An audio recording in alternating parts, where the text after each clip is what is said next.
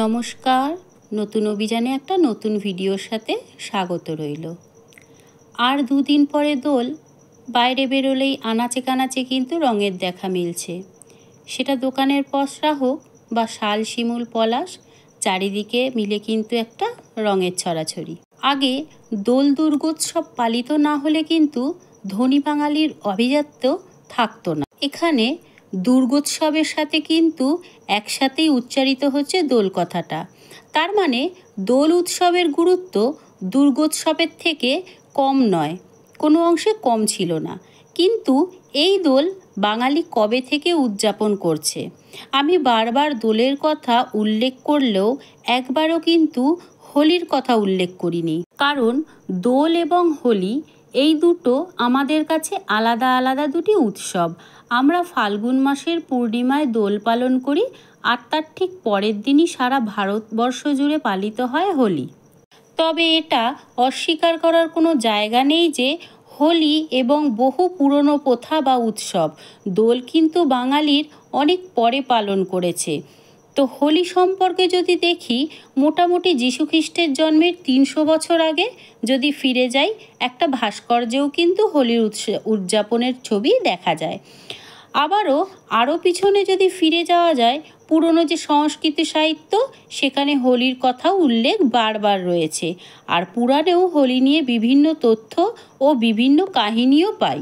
যদি ভৌগোলিক ব্যাপ্তি দেখি, তাহলে দেখব উত্তর ভারত থেকে সারা ভারতবর্ষে কিন্তু হোলি উদযাপিত হয়। তাহলে এটাই যে হোলি দোলের থেকে অনেক পুরনো ও তার ব্যাপ্তিও অনেক বেশি। তাই এটা অস্বীকার করার জায়গা নেই যে দোল সম্পূর্ণ বাঙালির একটি নিজস্ব উৎসব।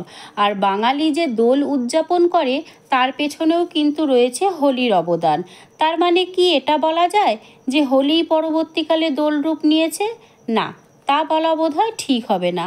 তার কারণ হোলির সাথে শ্রীকৃষ্ণের যোগাযোগ থাকলেও শ্রীকৃষ্ণের কথা বা কাহিনী সে ভারতবর্ষে যবে থেকে ব্যাপকভাবে প্রভাব বিস্তার করলো, তার অনেক আগে থেকেই কিন্তু হোলি পালিত হয়। তার কারণ না হয় হোলির ইতিহাস নিয়ে যখন ব্যাখ্যা করব তখন বিস্তারিত বলবো। দোল, এটার সাথে কিন্তু বৈষ্ণবীয় একটি ভাবধারা মিশে রয়েছে। কেমন সেটা? মনে করা হয় যে ফাল্গুনের এই পূর্ণিমায় শ্রীকৃষ্ণ রাধা তার সমস্ত গোপিনীদের সাথে দোল খেলেছিলেন এবং সেটাই আগমন করা হয় দোলে। অর্থাৎ শ্রীকৃষ্ণের যে দোল, সেই দোলের অনুগমন করেছিলেন ভক্তবৃন্দ এবং নগরবাসী। তাই তো দোলের সাথে যাত্রা কথাটি মিশে রয়েছে। যাত্রা মানে তো গমন করা, তো ভগবান ও ভক্তের অনুগমন করাই হলো দোলযাত্রা। যাই হোক, আমরা যদি খোঁজার চেষ্টা করি কবে থেকে বাঙালি দোল পালন করছে, এ বিষয়টা একটু ফিরে দেখতে হবে। এটা বলা যায় যে যবে থেকে বাংলার কৃষ্ণকথার ক্রমবিকাশ, বৈষ্ণবীয় প্রভাব গোটা বাংলায় ছড়িয়ে পড়েছে, তবে থেকে কিন্তু বাঙালি দোল উৎসব পালন করছে। কারণ দোল যে কৃষ্ণলীলা ও কৃষ্ণকথাতেই লিখিত। তবে এটা বলতে হবে যে দোলকে মানুষের মধ্যে আরও বেশি করে ছড়িয়ে দিয়েছে তিনি হলেন শ্রী চৈতন্যদেব। আমরা যদি মধ্যযুগে চৈতন্যদেবের একটা অসাধারণ প্রভাব রয়েছে, আজকের দিনে দাঁড়িয়ে হয়তো তার গুরুত্ব অনুধাবন করতে পারি না, কিন্তু এটা বলা বাহুল্য যে এতদিনে বাঙালির যে সর্ববৃহৎ সামাজিক বা ধর্মীয় আন্দোলন বলে যদি কিছু হয়ে থাকে, তা হলো শ্রী চৈতন্যদেবের করা ভক্তি আন্দোলন। তো চৈতন্যদেব যখন বৃন্দাবনে যান এবং বিষয়টা দেখেন যে কিভাবে সেখানে দোল পালিত হচ্ছে, তিনি সেটার দ্বারা অনুপ্রাণিত হন এবং তিনি বাংলায় এসে সেই দোল উৎসব প্রচলন করেন। দোল যে প্রচলন চৈতন্যদেবের থেকেই শুরু করেছিলেন, কিন্তু সেটা নিয়ে একটি বিতর্ক থাকতেই পারে। কিন্তু এটা নিয়ে বিতর্ক নেই যে দোল উৎসবকে বাংলায় ছড়িয়ে দেন শ্রী চৈতন্যদেব। এই যে বিষয়টা রাধাকৃষ্ণের প্রেমলীলা, তাদের দোল উদযাপন, সেটা অনুকরণ করে বৈষ্ণব সমাজের দোল, সেখান থেকে দোল তো প্রচলিত হলেও তাহলে আজকে যারা বৈষ্ণব নন তারা যে দোল পালিত করে, এ বিষয়টি কেন? কারণ চৈতন্যদেব যখন দোল উৎসব নিয়ে ভাবছিলেন, তিনি যেহেতু একটা সামাজিক আন্দোলনের সাথে যুক্ত ছিলেন এবং সেই সময় যেহেতু সমাজে ধর্মাধর্ম, জাতপাত ইত্যাদি নিয়ে এত মাথা চাড়া দিয়ে উঠেছিল, সেই কারণে তিনি চেয়েছিলেন এই রঙের উৎসবে যেন সমস্ত ধর্মের বেড়া ভেঙে যায়। সেই কারণেই কিন্তু আমরা দোল উৎসবে ধর্ম বর্ণ নির্বিশেষে পালন করি।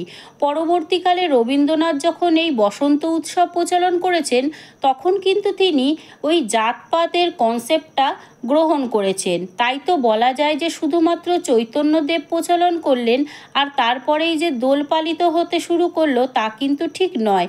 এর পেছনে কিন্তু বৈষ্ণব সমাজেরও একটা প্রভাব রয়েছে। তার কারণ দোল পূর্ণিমার দিন কিন্তু চৈতন্যদেবের জন্মতিথি।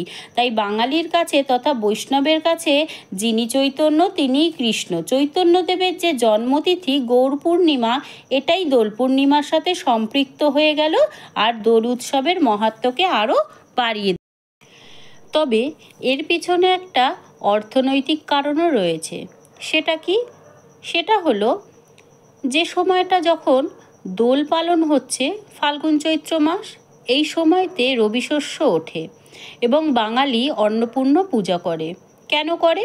শস্যের দেবী অন্নপূর্ণা, তাই শস্য ওঠার পর এই পুজো করে। এভাবেই বাঙালি কিন্তু দোল উৎসব পালন করা শুরু করে।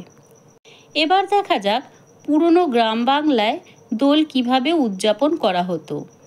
এই প্রসঙ্গে কলকাতারই একটি গল্প বলি। না, এখনকার কলকাতা নয়, 1690-এর কলকাতা।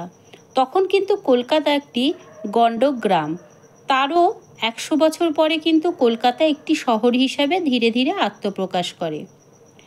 তো 1690-এ কলকাতায় জব চার্নক তৃতীয়বারের মতন এসছেন। তিনি এবং তার সঙ্গীরা দোল পূর্ণিমার দিন ঘুরতে বেরিয়েছেন। ঘুরতে ঘুরতে যখন একটা গ্রামের ভিতরে প্রবেশ করেছেন, তারা দেখছেন যে একটি দিঘির উত্তর ও দক্ষিণ পারে একটা খাড়াই মঞ্চ তৈরি করেছে।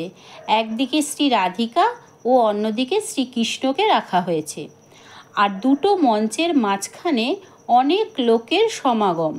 সেখানে নাচ গান বাজনা হচ্ছে, আবির উড়ছে, চারিদিকে রঙে রঙে লাল হয়ে উঠেছে। আর সেই উপলক্ষে বিশাল মেলাও বসেছে, প্রচুর লোকের সমাগম, এক বিপুল উৎসবের আয়োজন। এইভাবেই গ্রাম বাংলায় কিন্তু দোল পালন করা হতো। এরপর কলকাতা যখন গড়ে উঠল, সে সময় দোল কিভাবে পালিত হতো। তখন দোলের দুটো রূপ দেখা যেত, একটা বাবু কালচারের মধ্যে আর একটা সাধারণ মানুষের মধ্যে। কলকাতার বাবু সমাজ, তাদের হাতে প্রচুর অর্থ, তাদের বিলাস ব্যসনের কোনো অন্ত নেই। তাদের বাড়িতে দোল উপলক্ষে পুজো হতো ও কীর্তন হতো, প্রসাদ বিতরণ হতো, বিভিন্ন শরবত বিতরণ হতো। পাশাপাশি দোল আলাদা মাত্রা পেত বাবুদের কিন্তু বাগান বাড়িতে। সেখানে নাচ গান, আলোর রোশনাই। দিনের বেলায় রূপোর রেকাবিতে আবির, রূপোর পিচকারি, গোলাপ জলে গোলা রং, সেই সঙ্গে শরবত, পান, বিলাস ব্যসনে আমরা হয়তো সেই বিষয়টা কল্পনাই করতে পারি না। এভাবে তো গেল বাবুদের দোলযাত্রা। আর কলকাতার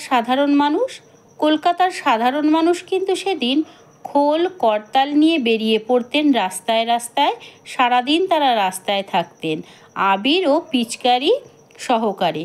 এবং কলকাতার রাস্তা থেকে রাস্তার কোনো লোকই কিন্তু সেদিন বেদাগ থাকতো না। আর দোল উৎসব উপলক্ষে কিন্তু রাস্তায় সঙও বেরোতো তখন।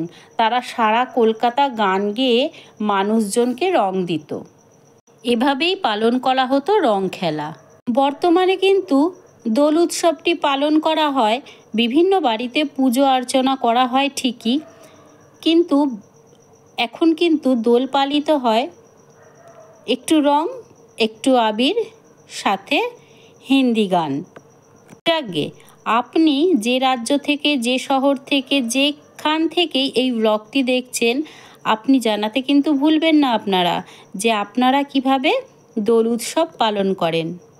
শীতের গাদা যেমন বসন্তে শোভা পায় পলাশ শিমুলের সাথে, সেরকম জাত পাত বর্ণ নির্বিশেষে সবাই মিলে আমরা কিন্তু একটি দোল এবং হোলি উৎসব সবাই মিলে যেন শোভাপূর্ণ করে পালিত করতে পারি, এটাই যেন সবাই আমরা করতে পারি। সবাই দোল উৎসবে হোলিতে খুব মজা করবেন, আনন্দ করবেন, সুস্থ থাকবেন।